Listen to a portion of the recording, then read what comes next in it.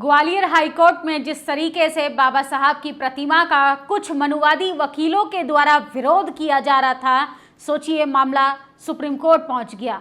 उसके बाद आगरा के एक अस्पताल में बाबा साहब की टाइल्स लगाकर किस तरीके से अपमान किया जा रहा है। ऐसा लगता है पूरे देश में बहुजनों की जिस तरीके से आवाज मजबूत बनती जा रही है, एकजुटता बनती हुई दिखाई दे रही है। कुछ मनुवादी नहीं चाहते हैं कि बहुजन समाज कुछ संवैधानिक मुद्दों पर एकजुट हो। सोचिए, वर्गीकरण का मुद्दा लेकर आया जाता है दलितों को अलग करने के लिए, और किस तरीके से सांप्रदायिक माहौल बिगाड़ने की कोशिश की जा रही है धर्म के नाम पर, जाति के नाम पर। और अब तो बहुजन विरोधी बयान दिए जा रहे हैं, वो भी कोर्ट के परिसर में वकीलों के द्वारा। जब आप वकीलों की भाषा सुनेंगे तो आप खुद सोचने पर मजबूर हो जाएंगे और माथा पटक लेंगे। और सोचिए किस तरीके से संविधान के रक्षकों की ऐसी भाषा है कि वो मूर्ति का विरोध करते करते असंवैधानिक शब्दों का भी इस्तेमाल कर रहे हैं, लोगों को प्रवोक कर रहे हैं ताकि लोग उत्तेजित हो जाएं और कुछ उल्टा सीधा कदम उठा लें। आज हमने ग्वालियर हाईकोर्ट के कुछ वकीलों से बात की। उन वकीलों ने बताया कि कोर्ट में भी जातिवाद अपनी चरम सीमा पर है। जब हम कोलोजियम पर बात करते हैं तो लोगों के पेट में दर्द होना शुरू हो जाता है। जब से सुप्रीम कोर्ट के दूसरे दलित जज ने शपथ ली है और बाबा साहब की मूर्ति को नतमस्तक किया है, सुप्रीम कोर्ट के परिसर में बाबा साहब की मूर्ति जब से लगी है तब से कुछ मनुवादी बौखला गए हैं। उन मनुवादियों को ये लगता है कि बाबा साहब की अगर मूर्ति लगेगी तो उनकी करोड़ों करोड़ों साल से जो परंपराएं चली आ रही हैं, असल में वो खोखली और धूमिल हो जाएंगी। जिस तरीके से जातिवाद का वर्चस्व वो कोर्ट कचहरी में बनाकर बैठे हैं, एक मोनोपोली जो लोगों ने बनाई हुई है, वो सब टूट जाएगी। और सोचिए किस तरीके से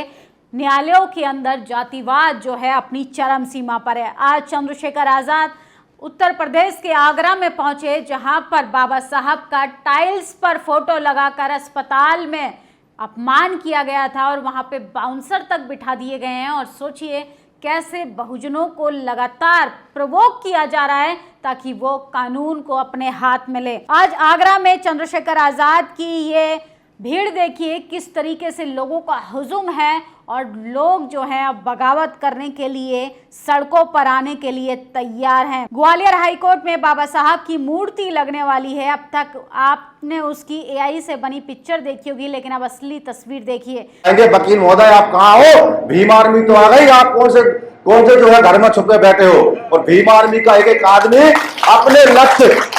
अपने लक्ष्य में नाम लिख के लाएगा। अनिल मिश्रा, गौरव व्यास, हम तेरे लिए लक्ष्य तैयार करके लेके आए। अब तुम कौन सी पोल में घुसो, निकल के आ बाहर। तो अंजुल लगातार इस मुद्दे को सोशल मीडिया पर हाईलाइट कर रहे थे, लेकिन किस तरीके से भीम आर्मी के कार्यकर्ताओं को रोका गया, बैरिकेड लगा दिए गए। देश की राजधानी में ग्वालियर हाईकोर्ट के वकीलों का जिस तरीके से आज चौंकाने वाला खुलासा हुआ कि उस परिसर में भी जातिवाद होता है वकीलों के साथ। वकीलों से कुर्सी तक छीन ली जाती है, वकीलों को डराया धमकाया जाता है। बहुजन वकीलों के साथ भी जातिवाद अपनी चरम सीमा पर है। तमाम लोग सोशल मीडिया पर लिख रहे हैं, लेकिन सोचिए किस तरीके से बहुजनों के साथ भेदभाव होता है। ग्वालियर में उच्च न्यायालय की खंडपीठ में बाबा साहब की प्रतिमा का विरोध बेहद चिंताजनक है। ये दर्शाता है कि आज भी आज़ादी के 75 साल बाद मनुवाद लोगों के दिमाग पर हावी है। जातिवाद की जो जंजीरें हैं वो इतनी मजबूत हैं कि आप भले ही वाइट कॉलर जॉब में चले जाएं, भले ही वकील की वेशभूषा पहन ले, लेकिन आपके अंदर का जो मनुवाद है वो जब तक खत्म नहीं होगा तब तक आप संविधान रक्षक नहीं बन सकते हैं। आज सरकार अस्पताल में पहुंच सकते हैं सांसद चंद्रशेखर आजाद, तो आगरा पहुंचे हैं। ये टाइल्स जो हैं सोशल मीडिया पर सबसे ज़्यादा वायरल हो रही हैं, और सोशल मीडिया पर तमाम वो खबरें हम आपको बताएंगे। और बोध गया को भी लेकर तमाम लोग सोशल मीडिया पर लिख रहे हैं सुप्रीम कोर्ट पहुंच चुका है ग्वालियर हाईकोर्ट का मामला।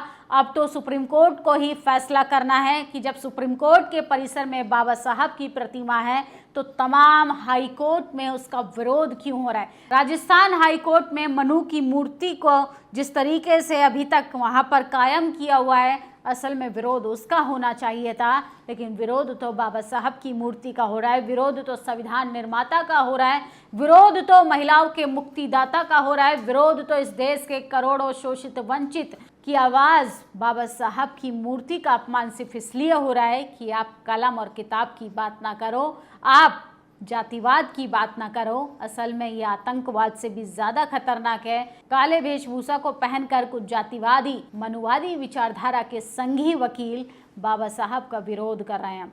असल में ये विरोध आपके विचारों का है, ये विरोध आपके बच्चों का भविष्य का है, ये विरोध अपनी मोनोपोली को बचाने का है, ये विरोध आपकी जातिवाद की जो जंजीरें हैं उसको मजबूत करने का है। सोचिए आगरा में जिस तरीके से बाबा साहब और भगवान बुद्ध यानी गौतम बुद्ध की प्रतिमा का मजाक बनाया जा रहा है, अखिलेश यादव ने भी इस पर लीड लेते हुए दिखाई दे रहे हैं। आगरा के एक अस्पताल में महात्मा बुद्ध बाबा साहब अम्बेडकर के टाइल्स को फर्श पर लगाना एक ऐसा अपमानजनक कुकृत्य है जिसकी जितनी निंदा की जाए उतनी कम है। कभी बाबा साहब निर्मित संविधान बदलने की साजिश, कभी मध्य प्रदेश कोर्ट परिसर में उनकी मूर्ति लगाने का विरोध, कभी जमीन पर टाइल पर उनका चित्रण सोची समझी चाल है जिसके पीछे प्रभुत्ववादियों का कौन सा गुट काम करा है कहने की आवश्यकता नहीं। जैसे जैसे पीडीए की चेतना बढ़ रही है वैसे वैसे पीडीए के प्रेरणा स्रोत प्रतीक महापुरुष और भी साथ ही पीडीए समाज का वर्चस्ववादियों के शारीरिक मानसिक प्रहार भी बढ़ गए हैं।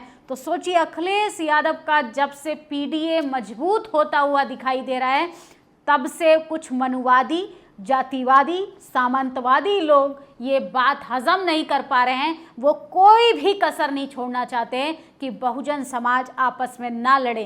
किस तरीके से बहुजनों को भटकाने की कोशिश की जा रही है, लेकिन आप लोग अपने संवैधानिक मूल्यों पर रहिए। कुछ भी आप असंवैधानिक मत कीजिए। ये लोग आपको तलवार उठाने पर मजबूर करेंगे, लेकिन आप कलम की लड़ाई के लिए, संवैधानिक अधिकारों की लड़ाई के लिए संवैधानिक तरीके से लड़ते रहिए। आप क्या सोचते हैं इस खबर पर अपनी राय जरूर दीजिएगा। शुक्रिया।